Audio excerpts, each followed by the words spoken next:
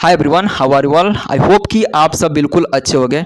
JEE mains 2025 का registration start हो चुका है और एनटीए ने एग्जाम डेट अनाउंस करके आप सबको हैप्पी दिवाली इनडायरेक्टली बोल दिया है।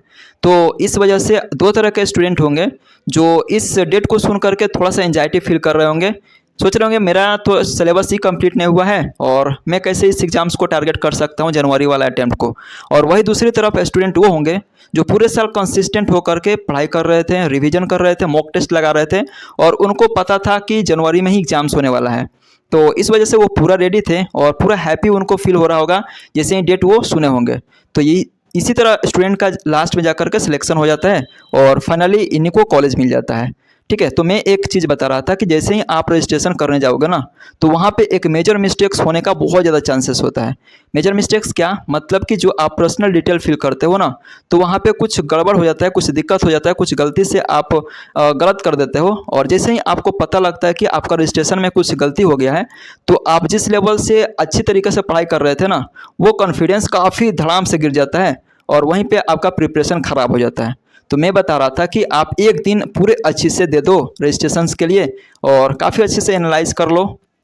कोई भी गलती मत करना क्योंकि जो आप पूरे साल प्रिपरेशन कर रहे हो वहाँ पे ख़राब हो जाएगा। ठीक है, तो अच्छा से रजिस्ट्रेशन कर लो, अभी काफ़ी दिन बचा हुआ है। टेक इट टाइम एंड काफ़ी अच्छा से करो। ठीक है, और दूसरी तरह ये बताते हैं कि लगभग अभी 80 से 90 डे बचा हुआ है जनवरी वाला अटैम्प्ट में और इसमें बहुत सारा फेस्टिवल भी इंक्लूडेड है। तो अपना प्रायोरिटी हिसाब से दे देना और उसी हिसाब से अपना प्रिपरेशन करना। ठीक है, बाय द एंड आप तुम्हारा ही ये एम है और तुम्हारा ये गोल है, पहुंचना तुमको ही है अच्छा कॉलेज में, तो तुमको ही मेहनत करना पड़ेगा। बाकी आप लोग जो हेल्प चाहिए कमेंट में पूछ लो, मैं बता दूंगा। तो फाइनली जो आप एनटीए से एक्सपेक्ट कर रहे थे वो नोटिस निकल गया है।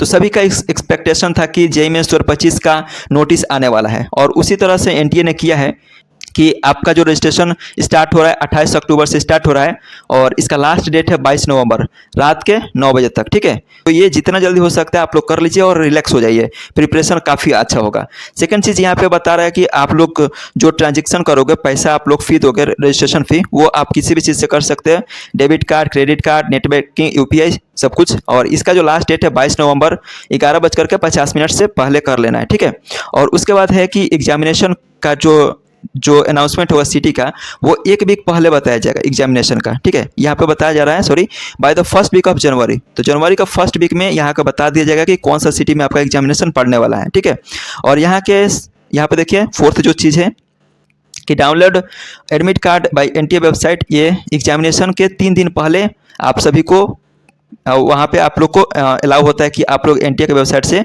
एडमिट कार्ड अपना डाउनलोड कर सकते हैं। ठीक है, तो 3 दिन पहले एग्जामिनेशन से पहले आप लोग को डाउनलोड करना होता है एडमिट कार्ड। नेक्स्ट जो चीज़ है यहाँ पे कि डेट्स ऑफ एग्जामिनेशन कब कब रखा गया, 22 तारीख से लेकर के 31 तारीख तक आपके बहुत सारे शिफ्ट होते हैं ना, एक दिन में 2 शिफ्ट होते हैं एग्जामिनेशन। तो 22 तारीख से स्टार्ट होगा, 31 जनवरी तक चलेगा। तो ये फर्स्ट जो सेशन होगा 22 जनवरी से लेकर के 31 जनवरी तक होने वाला है। नेक्स्ट जो चीज़ है यहाँ पे देख सकते हैं कि यहाँ पे देख लीजिए कि सेंटर, डेट एंड शिफ्ट, ये आप लोग को पता कर जो 3 दिन पहले एडमिट कार्ड आएगा ना, तो उसी पे आप लोग को पता चलेगा कि कौन सा शिफ्ट में है, फर्स्ट शिफ्ट में है या सेकंड शिफ्ट में है, तो एडमिट कार्ड पे बता दिया जाएगा।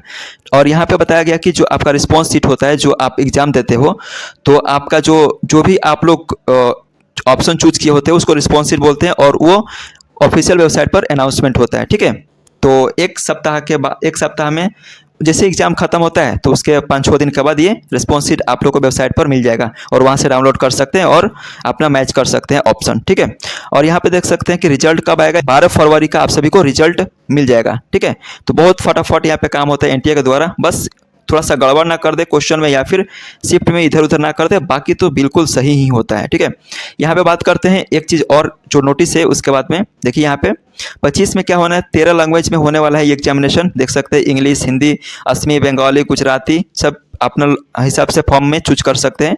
और नेक्स्ट जो चीज़ यहाँ पे जानने वाला ये है कि कैंडिडेट का जो फर्स्ट सेशन में अप्लाई कर रहे हैं वो क्या करना होगा, वो अपने जो एग्जामिनेशन फ़ी है वो यहाँ पे ये तो पता होगा 2 सेशन में एग्जाम होता है, सेशन 1 जनवरी में होगा, सेशन 2 अप्रैल में होगा। ठीक है, और यहाँ पे फ़ी पेमेंट नोटिफिकेशन में बता दिया जाएगा कितना फ़ी लगने वाला है आप सभी को।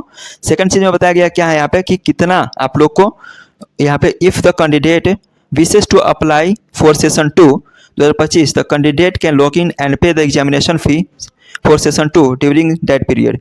तो आप लोग को क्या करना है ना कि आप चाहते हैं कि सेशन 1 सेशन 2 को यदि एक साथ अप्लाई करना चाहते हैं तो क्या करिए, तो चाहे तो एक साथ दोनों को कर सकते हैं, या फिर ये कर सकते हैं कि सेशन 4 सेकंड वाला है उसको आप लोग एक बार अकाउंट बना लिए तो सेकंड टाइम में आप लोग क्या करेंगे कि सिर्फ और सिर्फ अपना अकाउंट को लॉगिन करेंगे और पेमेंट करेंगे, तो उसके बाद से अपना सेकंड सेशन का भी आपको रजिस्ट्रेशन हो जाएगा। तो वहाँ पे अकाउंट और जो फॉर्म फिलअप करने में झंझट होता है फर्स्ट में, वो सेकंड में करने का जरूरत नहीं होता है। एक बार बस आपका अकाउंट क्रिएट होता है, उसके बाद आसान होता है, सिर्फ और सिर्फ पेमेंट करना बाकी होता है। ठीक है, और चाहे तो आप सेंटर भी अलग अलग चूज कर सकते हैं सेकंड में जाकर के। ठीक है, तो ये सेकंड पॉइंट क्लियर होगा। थर्ड में यह बताया गया कि the application window for session 2 will be reopen as per the details available in the information bulletin. मान लीजिए कि आप लोग चाहते हैं कि सिर्फ और सिर्फ जनवरी का हम रजिस्ट्रेशन करना चाहते हैं तो आप जनवरी का भी कर सकते हैं, और फरवरी में जो आपका अप्रैल सेशन होता है उसमें भी आप लोग का रजिस्ट्रेशन होता है। ठीक है, तो चिंता मत करिए, आप जनवरी का इस समय कर लीजिए और जो आपका अप्रैल में होगा तो उस समय अप्रैल का कर लीजिएगा। अब मेन मुद्दा ये है कि आप सभी का यहाँ पे देखिए, ये आपको बहुत इंपॉर्टेंट है कि यहाँ पे देखिए आपका पेपर दो, आप लोग को पता होगा कि बीटेक डिग्री के लिए होता है पेपर और बी आर्किटेक्चर के लिए इसको पेपर 2A होता है। आप सबसे ज़्यादा जो स्टूडेंट होते हैं इसी के लिए देते हैं और इसी में सबसे ज़्यादा स्टूडेंट होते हैं। ठीक है, तो 3 सब्जेक्ट होता है, आप लोगों को पता है कि मैथमेटिक्स, फिजिक्स और केमिस्ट्री 20-20 क्वेश्चन आने वाला है सेक्शन ए में, और सेक्शन बी में जो है 5-5 क्वेश्चन होगा। इसमें थोड़ा सा बदलाव किया गया इस बार, पहले 10 क्वेश्चन पूछा जाता है जिसकी ऑप्शनल होता था, 5 ही बनाना होता था, लेकिन इस बार कोई भी ऑप्शनल नहीं है, आप लोग को 5 में से 5 बनाना क्वेश्चन। ठीक है, और यहाँ पे CBT टेस्ट, CBT मोड में आपको एग्जामिनेशन होता है, 2 शिफ्ट में होता है, एक 9 से 12 होगा और दूसरा जो होता है शाम में होता है 3 से लेकर के 6, 3-3 घंटा का शिफ्ट होता है, 2 शिफ्ट होता है एक दिन में। और यहाँ पे देख सकते हैं, यहाँ पे बी आर्क वाले हैं एंड बी प्लानिंग वाले भी इस तरह से अपना देख सकते हैं, यहाँ पे दिया हुआ है। इसका जो टाइमिंग होता है 3 से 6 होता है, एक ही शिफ्ट होता है इसका। और बी आर्किटेक्ट वाले हैं, इसका 2 शिफ्ट होता है, इसका भी जो बीटेक वाले थे उनका जो जैसा होता था उसका भी इसी तरह से होता है।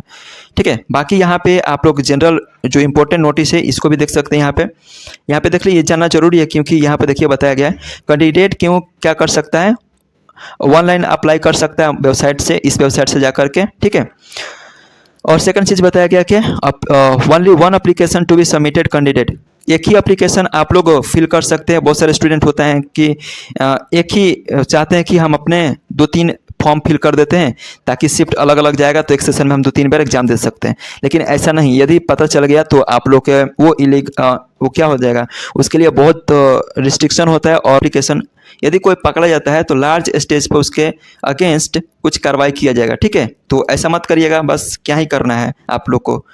और बहुत सारे स्टूडेंट ऐसा नहीं कर पाते, मतलब मोस्टली नहीं ये करते हैं। ठीक है, और थर्ड में ये होता है कि candidate must strictly follow the instructions given in the information bulletin and the NTA website. Candidate not complying with the instructions shall be summarily disqualified. ठीक है, यदि आप नहीं फॉलो करते हैं तो आप डिस्क्वालीफाइड हो जाएंगे और आप लोग को एग्जाम्स में बैठने का कोई मौका नहीं मिलेगा।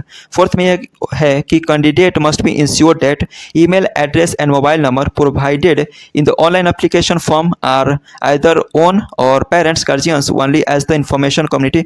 बोल रहा है कि आप लोग जो मोबाइल नंबर डालोगे वो आपका खुद का होना चाहिए या पेरेंट्स का होना चाहिए, क्योंकि उस पर जो बहुत सारा नोटिस जाता है इम्पोर्टेंट या फिर जो भी आपका एग्जाम दे दोगे तो उस पर आप लोग को रिजल्ट होगा वो भी जाएगा नोटिस, या फिर रिस्पॉन्स शीट जो होगा वो भी आप लोग को देखने को मिल जाएगा मैसेज के थ्रू। ठीक है, तो ये आई होप कि आप सबको समझ में आ गया है। तो मेरे तरफ से इतना ही।